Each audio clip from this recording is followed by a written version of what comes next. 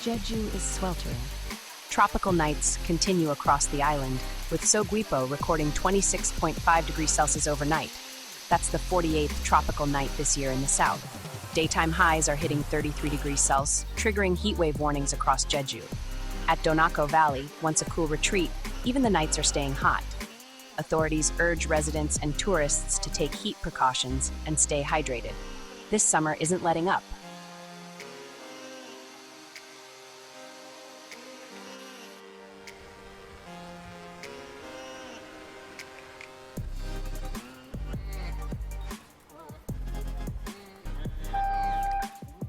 A tragic train accident on August 19th in Qingdao County, Gyeongbuk, left 2 dead and 5 seriously injured.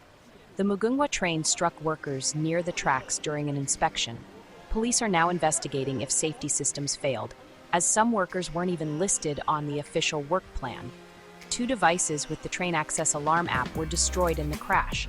Authorities are questioning Korail, subcontractors, and survivors to uncover what went wrong.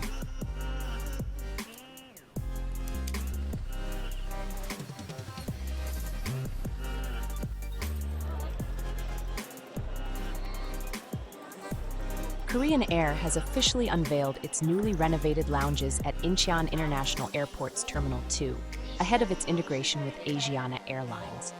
The Myler Club and Prestige Garden lounges offer luxury amenities like live chef stations, wellness zones, and traditional Korean design elements. With full rollout by next year, lounge space will more than double to over 12,000 thermosgrexes, providing top-tier service for global travelers.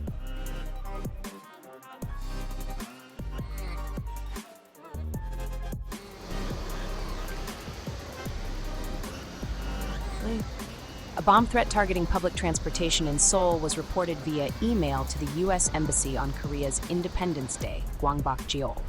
The threat claimed a bomb would detonate on August 15th, sparking a swift police response. Authorities ramped up patrols around City Hall Station and other key transit points, while special forces remain on standby. No specific target was mentioned. The investigation is ongoing.